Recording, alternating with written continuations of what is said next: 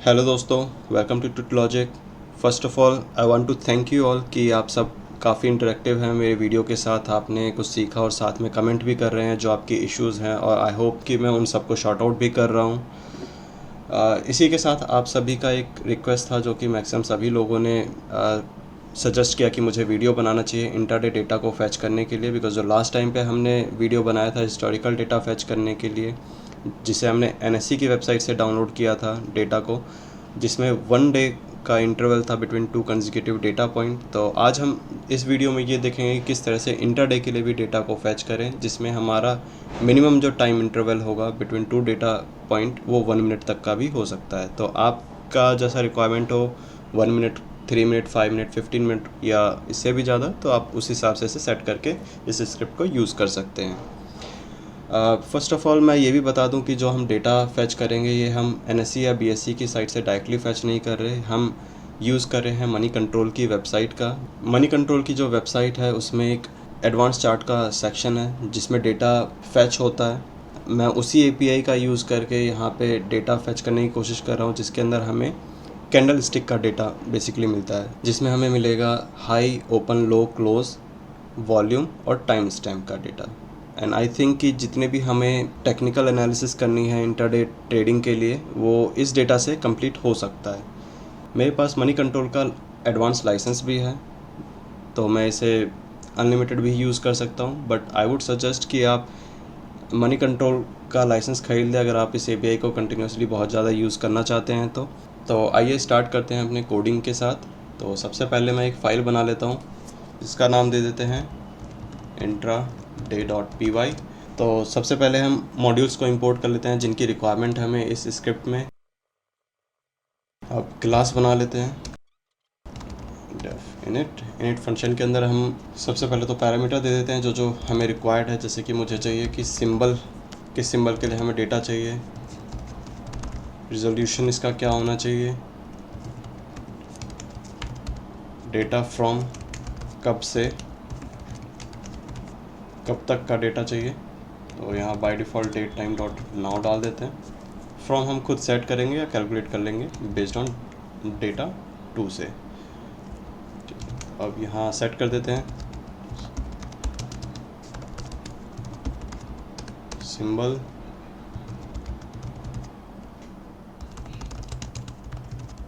Resolution,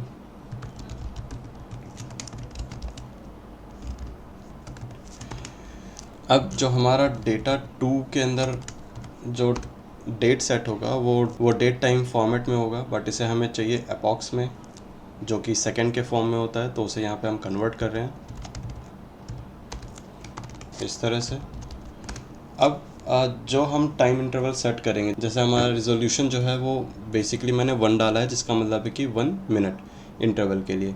इसमें हम यहाँ पे 3, 5, 15, 30, 60, 300 मिनट, या सिंपल अगर डे करेंगे तो 1 डे का, W करेंगे तो वीक का, और M करेंगे तो मंथ का, 45 करेंगे तो 45 days, 120 for 120 days, 240 for 240 days. ठीक है, तो ये सारे रिजोल्यूशन हैं यहाँ पे जो हम सेट कर सकते हैं। उसी के बेसिस पे हमारा यहाँ पे क्या चाहिए होता है, इसका स्लीप टाइम हमें चाहिए होगा कि भाई ठीक है, अब जैसे मैंने यहाँ पे 1 सेट कर दिया, तो जब हमारा डेटा रीड करेगा ये फ्रॉम मनी कंट्रोल एपीआई से, तो उस टाइम पे क्या करेगा कि 60 सेकंड का ये वेट करेगा नेक्स्ट रिक्वेस्ट को चलाने से पहले, बिकॉज उससे पहले अगर हमने डेटा को फैच किया तो सेम डेटा ही आएगा, तो उसका कोई मतलब है नहीं। ठीक है, तो ये यहाँ पे हम वही कर रहे हैं। डेल्टा टाइम, ये हमें चाहिए होगा एक डिक्शनरी, और इस डिक्शनरी की वैल्यू कुछ ये सारी होंगी। इसका मतलब बता देता हूँ, जैसे अगर हमने 1 सेट किया तो 1 मिनट के हिसाब से 60 सेकंड का डिले होगा, 3 सेट किया तो 3 मिनट के हिसाब से 180 सेकंड का डिले होगा, 5 के हिसाब से 300 सेकंड का डिले होगा, 15 के हिसाब से 900 का डिले होगा। इसी हिसाब से ये सारे डिले टाइम है। मोस्ट ऑफ द टाइम हमें इन सब की ज़रूरत होगी नहीं, बिकॉज़ इतना हम डिले करके अपने स्क्रिप्ट को चलाएंगे नहीं। तो यही है बेसिकली, इसको हम फैच कराएंगे। हमारा एक वेरिएबल बना लेते हैं सेल्फ डॉट डेल्टा टाइम, जो कि स्लीप के लिए यूज़ होगा। सेल्फ डॉट रिजोल्यूशन dt के अंदर से str बिकॉज हमारा की जो है वो स्ट्रिंग फॉर्मेट में है, तो इसीलिए str self डॉट रिजोल्यूशन।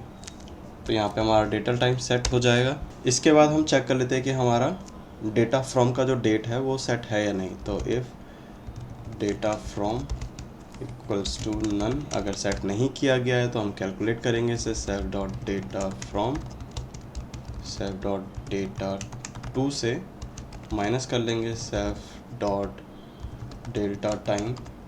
जो हमारा डेल्टा टाइम होगा उसके बेसिस पे डेटा टाइम, सॉरी ये डेल्टा टाइम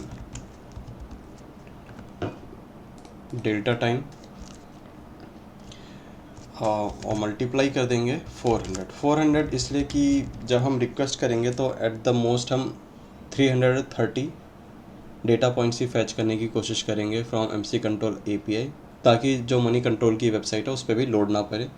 तो इसीलिए इस तरह से हम कैलकुलेट कर रहे हैं कि जो भी हमारा अभी का टाइम होगा, जो डेटा 2 का जो टाइम होगा, उसमें से हमारा जो स्लीप टाइम रिजोल्यूशन के हिसाब से जो हमने सेट किया है उसे मल्टीप्लाई कर देंगे 400, मतलब 400 डेटा पॉइंट्स हमें चाहिए। ठीक है, तो ये हमारा इस तरह से हो गया।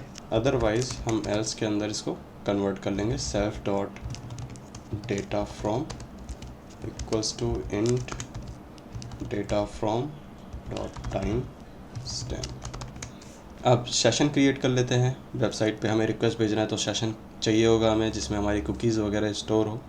तो self dot session equals to request dot session self dot headers के अंदर हम सिर्फ चेंज कर रहे हैं अपने यूज़र एजेंट को, क्योंकि बस हमें यही सेट करना है बिकॉज बाय डिफ़ॉल्ट रिक्वेस्ट के अंदर पाइथन नाम से जो हेडर है वो होता है। तो हम यहाँ पे इसको चेंज कर लेते हैं, तो हमारा हेडर आ गया सेशन डॉट गेट। तो इसमें इनिशियल रिक्वेस्ट सेंड कर देते हैं गेट रिक्वेस्ट का हमारी मनी कंट्रोल की वेबसाइट पे, ताकि जो इनिशियल कुकीज़ वगैरह हों इसमें सेट हो जाए। और इसके अलावा हमें चाहिए होगा सिंबल मेटा, जिसमें मेटा डेटा होगा। अगर आप इसे चाहें तो देख सकते हैं, बाकी इसकी रिक्वायरमेंट है नहीं इस स्क्रिप्ट में। इसमें बेसिकली ये इन्फॉर्मेशन होता है कि भाई ये रिजोल्यूशन कौन कौन सा सपोर्ट करता है। इसमें सारे रिजोल्यूशन सपोर्ट करते हैं नहीं करते हैं। आपको अगर देखना हो, जैसे इन केस मान लीजिए आपने कोई स्क्रिप्ट रन किया और ये रिजोल्यूशन पे नहीं चल रहा, उस टाइम पे डेटा सही नहीं आ रहा, तो आप इसका मेटा डेटा फैच करके देख सकते हैं कि ये इस रिजोल्यूशन को सेट कर पा रहा है नहीं कर पा रहा है। सेट और डेटा फ्रेम, एक डेटा फ्रेम हमें चाहिए होगा जिसमें हम अपना डेटा स्टोर करेंगे। तो ये हमारा कंस्ट्रक्टर का काम ख़त्म हो गया, इनिट का काम ख़त्म हो गया। अब एक और फंक्शन बना लेते हैं fetch symbol Meta data fetch करने के लिए। इसके अंदर हम पहले चेक कर लेंगे कि सिंबल मेटा ऑलरेडी है कि नहीं। अगर नहीं है तो self dot symbol meta will be equals to self dot session dot get. तो हम इसके अंदर गेट करेंगे, उसका URL है। तो बेसिकली ये हमारा URL हो गया और साथ में हमने इसमें अपेंड कर दिया सिंबल को। इसके बाद फिर हम यहाँ से रिटर्न कर देते हैं सेल्फ डॉट सिंबल को। तो बस वन टाइम रन होगा, मतलब रिक्वेस्ट करेगा ये वेबसाइट पे। अदरवाइज जो हमारे पास स्टोर्ड मेटा डेटा होगा उसी को बार बार सेंड करता रहेगा। तो बस इस वाले फंक्शन का इतना ही काम था। तो अब आ जाते हैं हम अपने मेन फंक्शन पे, def fetch intraday data count back equals to none. वैसे काउंट बैक की हमें ज़रूरत नहीं है, बट इसे अगर आपको एक्सप्लिसिटली डिफ़ाइन करना है, बेसिकली ये क्या चीज़ है कि जो हमने यहाँ पे डिफ़ाइन किया कि भाई हमें 400 प्रीवियस डेटा पॉइंट्स दो, जो भी हमारा करंट रनिंग टाइम है वहाँ से।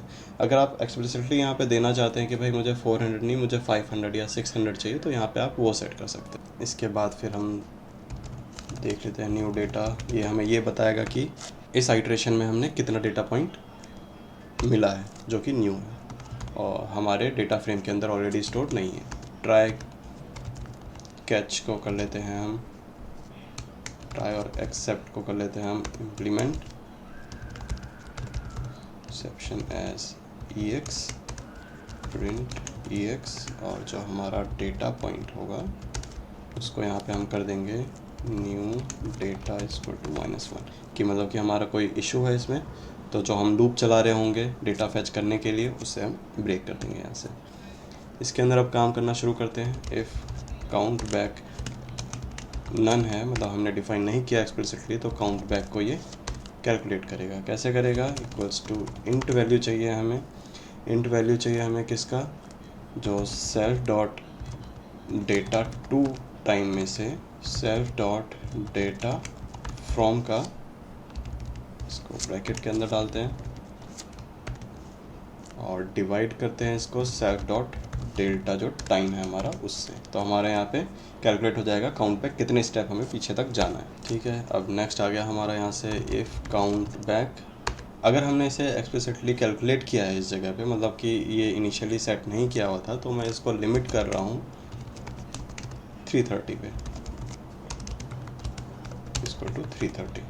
तो यहाँ पे सिर्फ 330 बैक स्टेप तक जाएगा। मतलब इस पैरामीटर का बेसिकली यही काम है कि जो हमारा करंट टाइम हम देंगे, जैसे कि हमारा जो डेटा टू जो टाइम था जो हमने सेट किया 9 में से, उस स्टेप से लेके जो भी हमारा रेजोल्यूशन होगा उसके इतने स्टेप तक पीछे जाएगा। जैसे मान लीजिए हमने 10 बजे कॉल किया इसको, तो 10 बजे से पीछे का जो टाइम होगा 1 मिनट के लिए उसे माइनस होता जाएगा। 9:59, फिर 9:58, ऐसे ही करते करते 330 स्टेप पीछे तक जाएगा। इसका ये मतलब है बस। तो हमारा काउंट बैक हो गया कैलकुलेट। अब इसके बाद हम कर लेते हैं रिक्वेस्ट अपने API को कि भाई हमें ये डेटा हमें दे दो आप। तो self dot session dot gate के अंदर आ जाएगा हमारा जो रिक्वेस्ट करना है वो। तो क्या रिक्वेस्ट करना है हमें, कहाँ से करना है? अब यहाँ पे हम करेंगे सेट अपना पैरामीटर्स, क्या क्या हमें सप्लाई करना है और क्या क्या हमें डेटा उसमें से चाहिए। तो सिंबल सेट करेंगे सबसे पहले। तो भाई किस चीज़ के लिए हम मंगवा रहे हैं, सिंबल क्या है हमारा, जैसे SBIN। सेकंड नंबर आता है हमारा रिजोल्यूशन क्या है हमारा, जैसे 1 मिनट 2 मिनट या क्या है वो। फिर थर्ड नंबर आ गया हमारा फ्रॉम। मैं इसको ब्रेक करके नीचे ले आता हूँ। तो सबसे पहला आ गया symbol, second number resolution, third number is from कब से, fourth number is our to कब तक, और the last one is count back equal to 4 dot format. अब यहाँ हम सेट कर देंगे अपना symbol, self dot symbol self dot to. इसके बाद फिर आ गया काउंट बैक। तो ये हमारा रिक्वेस्ट हो गया कंप्लीट। अब एक वेरिएबल बना लेते हैं डेटा, जिसके अंदर हम रिस्पॉन्स का जो भी जेसन डेटा होगा उसको स्टोर कर लेंगे। अगर हमारे डेटा के अंदर S लेवल के अंदर या S की के अंदर रिटर्न हुआ नो डेटा, कि भाई हमारे पास कोई डेटा नहीं है, ये मनी कंट्रोल की API ने कहा, तो उस केस में क्या करेगा कि हम रिटर्न कर देंगे -1। ठीक है, तो -1 क्या है, ये हमारा न्यू डेटा में -1 रिटर्न कर रहा है। हम यहीं पे इसको रिटर्न करें कि हम इसके आगे और कोई काम नहीं करना चाहते इसलिए। तो इस केस में क्या होगा, हम लूप को टर्मिनेट कर देंगे जहाँ भी हम इस फंक्शन को कॉल कर रहे होंगे लूप के अंदर, वहाँ पे। फिर कर लेते हैं हम TF equal to PD dot data frame dot from dictionary. अब जो ये डेटा रिटर्न करता है API, ये जेसन डिक्शनरी फॉर्म में करता है, इसीलिए मैं यहाँ पे फ्रॉम डिक्ट यूज़ कर रहा हूँ, जेसन नॉर्मलाइज का यूज़ नहीं कर रहा। तो डेटा DF के अंदर हम एक और कॉलम क्रिएट कर लेते हैं, बिकॉज जो डेटा यहाँ से फैच होगा वो उसमें जो टाइम होगा वो एपॉक्स में होगा, सेकेंड्स में जो उसका रिप्रेजेंटेशन होता है, उसे अगर हमें डेट टाइम फॉर्मेट में अगर उसे कन्वर्ट करना है तो मैं यहाँ पे वो कर रहा हूँ। ठीक है, तो DT अगर आपको इसकी रिक्वायरमेंट नहीं है तो आप इसे छोड़ सकते हैं। PD dot to date time, और इसके अंदर हम देंगे DF। हमारा टाइम का जो कॉलम है इस डिक्शनरी के अंदर वो था T के नाम से, उसका लेबल T है। इसमें हम ऐड करेंगे 19800, बिकॉज 19800 का मतलब होता है 5 आवर 30 मिनट, जो कि हमारा IST टाइम का स्टैंडर्ड है। ठीक है, तो उसके लिए ये कर दिया। और यूनिट्स हो गया हमारा सेकेंड। कि जो हमने डेटा दिया है यहाँ पे df.t के अंदर जो डेटा है वो सेकेंड यूनिट का डेटा है जिसे हमें कन्वर्ट करना है डेट टाइम वेरिएबल के फॉर्म में। तो ये यहाँ पे यही काम कर रहा है। तो हमारा डेट टाइम में कन्वर्ट भी हो गया। अब इसके बाद फिर हम चेक कर लेते हैं if len of self.data_frame equals to zero. अगर ये ज़ीरो है मतलब कि हम पहली बार इस API को कॉल कर रहे हैं, तो उसका मतलब ये है कि हमें अपने डेटा फ्रेम को सेट करना है, और डेटा फ्रेम में सेट होगा हमारा df.copy से। ठीक है, अब न्यू डेटा हमारा जो लेंथ था df का, ये यहाँ पे वो आ गया। इसको ऐसे भी कर सकते हैं कि यहाँ पे हम इसको कट कर लेते हैं और एक वेरिएबल बना लेते हैं n का इक्वल टू दिस, और यहाँ पे हम n ले लेते हैं और इस जगह पे भी n ले लेते हैं, तो कैलकुलेशन थोड़ी कम होगी, तो सर्वर पे थोड़ा इजी होगा ये। अब इसके बाद फिर हम चेक कर लेते हैं कि भाई फर्स्ट टाइम पे तो हमने डेटा फ्रेम को सेट कर दिया, बट इन केस मान लो कि ये फर्स्ट टाइम रन नहीं हो रहा, सेकंड टाइम या थर्ड टाइम ये रन हो रहा है, तो उस केस में क्या करेंगे, हमें अपना डेटा फ्रेम को कॉन्कैटिनेट करना पड़ेगा जो हमारा एग्जिस्टिंग डेटा फ्रेम है उसमें। तो else df equals to pd.concatenate, और जब हम कॉन्कैटिनेट करेंगे तो हमें एरे के अंदर देना होगा दोनों डेटा फ्रेम को जिसे हम कॉन्कैटिनेट कर रहे हैं। self.data_frame, डेटा फ्रेम के साथ कॉन्कैटिनेट कर रहे हैं किसको, df, और df के अंदर हम सबको कॉन्कैटिनेट नहीं कर सकते बिकॉज ऐसा हो सकता है कि इसके अंदर कुछ डुप्लीकेट वैल्यूज़ हों उसी टाइम फ्रेम के लिए। तो इसमें हम क्या करेंगे, हम फ़िल्टर लगा लेंगे पहले कि भाई जो न्यू डेटा है बस उसी को कॉन्कैटिनेट करें, और जो एग्जिस्टिंग है हमारा डेटा फ्रेम में उसको कॉन्कैटिनेट ना करें। तो उसके लिए df, और df के अंदर हमने बोला कि भाई जो t के अंदर है वो ऑलरेडी हमारे self.data फ्रेम के t के अंदर ना हो, तो उसके लिए ना हो के लिए इक्वल टू फॉल्स। तो इस तरह से हमारा डेटा फ्रेम कॉन्कैटिनेट हो जाएगा। अब यहाँ एक और चीज़ होगी कि जो हमारा पेंडस का डेटा फ्रेम है जब कॉन्कैटिनेट करेगा तो इंडेक्स हमारा उसमें इनकंसिस्टेंट हो जाएगा, तो उस केस में हम यहाँ पे क्या करेंगे, रिसेट कर देंगे हमारे इंडेक्स को, और जो ओल्ड है उसको कर देगा ड्रॉप। तो यहाँ से हमारा डेटा फ्रेम कॉन्कैटिनेट हो गया। self.data_frame के अंदर हम कर लेते हैं df.copy। अब मैं कॉपी इसलिए कर रहा हूँ बिकॉज जब हम इनिशियलाइज़ करते हैं, सीधा मान लीजिए मैं इसको इस तरह से करता, तो उस केस में क्या होता है कि इसका रेफरेंस सेव होता है इसमें, और अगर हम df पे कुछ ऑपरेशन करेंगे तो उसी का इफेक्ट हमारे डेटा फ्रेम पे हो जाएगा जो कि हम नहीं चाहते। तो इसलिए मैं यहाँ पे सिंपली कॉपी कर रहा हूँ डेटा को कॉपी करने के लिए। अब हमारा न्यू डेटा हम कैलकुलेट कर लेते हैं, कितना न्यू डेटा आया हमारा, तो लेन ऑफ self.data_frame, और इसको हम माइनस कर देते हैं अपने n से। n क्यों, क्योंकि हमने पहले यहाँ पे जो डेटा फ्रेम में से कैलकुलेट किया था लेंथ को, तो वही स्टोर है हमारा n में।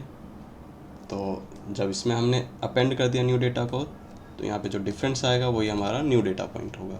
तो इस तरह से हमारा एक कॉन्कैटिनेट भी हो गया। अब इसके बाद हम सेट कर देते हैं कि भाई नेक्स्ट टाइम जब हमारा आइटरेशन होगा फेच इंटरडेट डेटा का, तो कब से कब तक का डेटा फेच करेगा। तो उसके लिए हम क्या करेंगे, self.data_from को सेट कर देंगे self.data_to। जो भी हमारा टू था वो हमारा फ्रॉम में आ जाएगा, और साथ में सेल्फ जो डेटा टू होगा उसके अंदर आ जाएगा हमारा self.delta टाइम। तो डेटा टाइम उसमें ऐड हो जाएगा 2 में, और ये 1 मिनट आगे का टाइम, अगर हमने रेजोल्यूशन 1 दिया है तो 1 मिनट आगे का टाइम इसके अंदर सेट हो जाएगा, और उतने टाइम स्लीप करना होगा। तो ये हमारा कंप्लीट हो गया ये फंक्शन भी। अब यहाँ पे सिंपली हम इसे रिटर्न कर देते हैं न्यू डेटा को, जो कि हमें बता देगा कि हमने इस आइट्रेशन में इतना न्यू डेटा पॉइंट मिला है। तो आइए अब इसको टेस्ट करने के लिए भी स्क्रिप्ट बना लेते हैं यहीं पे, जो कि है if name equals to main, और इसके अंदर from pprint, print pretty के लिए मैं इंपोर्ट कर लेता हूँ पी प्रिंट, और mc थोड़ा ऑड नेम हो गया, obj ले लेते हैं यहाँ पे, obj equal to money control API, और सिंबल अगर मुझे देना है तो SBIN दे देता हूँ, जो मेरा सिंबल है NSC का उसको दे दिया हमने यहाँ पे, और ND इक्वल्स टू 0। हमारा जो न्यू डेटा पॉइंट है अभी ये उसको रिप्रेजेंट कर रहा है। और इसमें हम करते हैं वाइल और इस पर कंडीशन चलाते हैं n d is greater than -1 कि हमारा एरर नहीं आना चाहिए कोड में, तभी ये लूप हमारा कंटिन्यू करेगा, अदरवाइज़ ब्रेक करके बाहर निकल जाना चाहिए इसको। ठीक है, तो स्लीप लगा देते हैं इस लूप के अंदर। स्लीप हमारा होगा obj.time delta time. Data time जो हमारे रेजोल्यूशन के हिसाब से कैलकुलेट हुआ उस टाइम के लिए स्लीप करेगा नेक्स्ट आइट्रेशन के लिए। और इसके अंदर हम कैलकुलेट कर लेते हैं n d is equal to obj.fetch intraday data. कुछ भी देने की हमें ज़रूरत नहीं है, बाय डिफ़ॉल्ट ये 330 पॉइंट्स बैक तक जाएगा और डेटा फैच करेगा। और इफ़ एन डी अगर हमारा ग्रेटर देन 0 है तभी हम इसको प्रिंट करेंगे हम अपने कंसोल पे कि भाई डेटा जो अभी लेटेस्ट हमारा बना वो क्या है, obj.data फ्रेम। तो ये हमारा डेटा फ्रेम यहाँ पे प्रिंट हो जाएगा। और इसमें से हम लास्ट जो डेटा फ्रेम है, बिकॉज़ अब यहाँ तक हमारा काम ये तो हो गया कि भाई लूप चलता रहेगा और डेटा फैच करता रहेगा एवरी मिनट, बट इसको हमें रोकना भी होगा बिकॉज़ 330 पे हमारा जो एक्सचेंज है वो बंद हो जाता है, ट्रेडिंग बंद हो जाती है, उसके बाद हमें कोई नया डेटा पॉइंट नहीं मिलेगा। तो उसके लिए हमें यहाँ पे लूप को स्टॉप करने के लिए भी चेक करते रहना पड़ेगा कि भाई कब हमारा 330 हो रहा है। तो उसके लिए हम सबसे पहले निकाल लेते हैं कि यहाँ से रो को, जो सबसे लास्ट वाला रो होगा हमारा डेटा पॉइंट के अंदर, obj.data फ्रेम। जो dt क्या है, dt हमने कैलकुलेट किया था ऊपर, ये हमारा dt कॉलम यहाँ में हमने ऐड किया था अपने डेटा में। तो एक्सट्रैक्ट कर लिया हमारा, मतलब भाई जो लास्ट रो था उसमें अभी क्या टाइम है, वो कौन सी टाइम का लास्ट रो है। अब इसके अंदर हम चेक करेंगे if last dot hour plus last dot minute, और इसको हम क्या करेंगे, डिवाइड करेंगे 60 से आवर में कन्वर्ट करने के लिए। लेट सपोज जैसे 30 मिनट है तो 30 मिनट को 60 से हम डिवाइड करेंगे तो 0.5 हो जाएगा उसके लिए। और ये हमारा ग्रेटर देन अगर होगा 15.5 से, तो उस केस में भाई हमारा मार्केट क्लोज हो चुका है, तो प्रिंट कर देते हैं मार्केट इज़ क्लोज्ड, और यहाँ से हम ब्रेक करके लूप से बाहर निकल जाते हैं। तो बस यही है हमारा कोड, एंड आई होप ये सही चले। तो एक बार एग्जीक्यूट करके देख लेते हैं कि ये सही चल रहा है कि नहीं। Okay, has no attribute headers, object has no attribute headers. Headers हमारा है ये सेल्फ, ओके सॉरी, ये हेडर सेल्फ के सेशन के अंदर हेडर्स मिलेगा हमें, तो ये वो वाला हेडर है। इसको रन कर देते हैं फिर से। I guess it should work now. ये कुछ आउटपुट नहीं दे रहा, तो यहाँ पे हम प्रिंट करके देख लेते हैं एन डी के अंदर क्या वैल्यू आ रही है।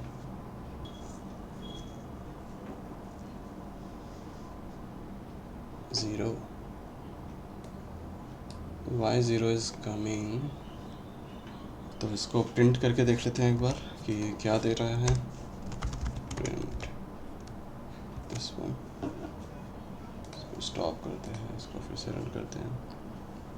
ठीक है भाई,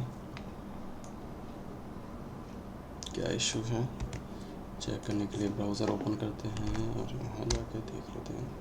ये डेटा तो दे रहा है पर वहाँ ज़ीरो क्यों है। ठीक है, तो इसको करते हैं डिलीट। यहाँ पे df को कैलकुलेट करते हैं एक बार।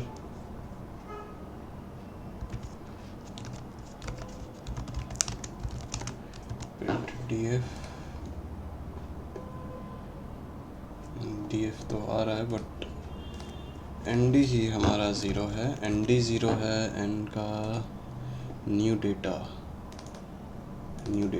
अच्छा, न्यू डेटा भी हमारे यहाँ डेटा फ्रेम है, तो ये बेसिकली यहाँ ज़ीरो आ रहा है। हमें यहाँ पे क्या करना है, लेन ऑफ,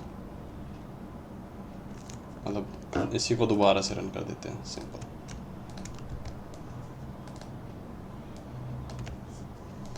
ठीक है, बिकॉज इनिशियली तो ये ज़ीरो था ना जब इस लाइन के अंदर ये आया है यहाँ पे, तो ये कॉन्सेप्चुअल एरर था। अब देखते हैं कि ये क्या रिटर्न करता है। ठीक है, तो ये रिटर्न हुआ यहाँ पे इसने 329 रॉज हैं 0 से, तो मतलब 330 बैक डेटा में गया जो कि हमने सेट किया था यहाँ से। और इसके अंदर कॉलम्स हैं, एस स्टेटस के लिए है, ओके ओके मतलब कि भाई डेटा हमारा ओके है। ये टी हमारा डेटा पॉइंट आ गया सेकेंड एपॉक्स में। O stands for open, H for high, L for low, C for close, और जो वी है ये हमारा volume of the data. Date time आप देख सकते हैं कि हमने 330 स्टेप्स पीछे गए, तो उस हिसाब से हमने इसे जब इनिशियली कॉल किया तो 12:23 अभी हो रहा है। 12:23 हो रहा है, और ये 20 तारीख का डेटा इसने 12:23 पे लिया, और ये पीछे गया कहाँ तक, 7:19, मतलब कल जो 13 बज के, मतलब कि आप 13 का मतलब है 1:09 से डेटा को इसने फैच किया है कल से। अब ये नेक्स्ट इसमें आइट्रेशन हुआ, तो नेक्स्ट आइट्रेशन में इसने 1 डेटा पॉइंट को फैच किया, और जैसा कि आप देख सकते हैं फर्स्ट आइट्रेशन में इसका 330 रॉज थे, अब इसमें 331 रॉज हो गए। एक लास्ट वाला जो ऐड हुआ वो ये ऐड हुआ है।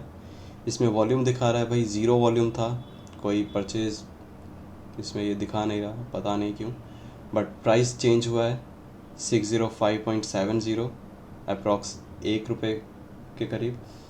और जो टाइम आप देख सकते हैं कि ये 24 पे इसका लास्ट टाइम फैच हुआ है। तो देखते हैं कि नेक्स्ट आइट्रेशन में ये 25 का डेटा फैच करता है कि नहीं, और यहाँ 32 होता है कि नहीं। ओके ओके, ये हो गया, 25 पे आया है, और ये इसका डेटा पॉइंट। आई होप आपको वीडियो अच्छा लगा हो। आप चाहें तो इस डेटा का यूज़ करके किसी भी टेक्निकल इंडिकेटर में इसको फीड कर सकते हैं डेटा को, जो कि मैं नेक्स्ट वीडियो में लेके आऊँगा कि किस तरह से आप इसके ऊपर टेक्निकल एनालिसिस कर सकते हैं, कैसे अलग अलग टेक्निकल इंडिकेटर्स, चाहे वो एवरेज इंडिकेटर हो या वेरिएंस इंडिकेटर हो, उसे कैसे इंप्लीमेंट कर सकते हैं इसमें। बिकॉज जो सबसे ज़्यादा ज़रूरी डेटा पॉइंट्स चाहिए होता है वो हमें चाहिए होता है टाइम स्टैम्प, उसका प्राइस और एक वॉल्यूम। तो ये हमें सारी इन्फॉर्मेशन यहाँ से मिल रही है, तो हम सीखेंगे उसको अगले वीडियो में।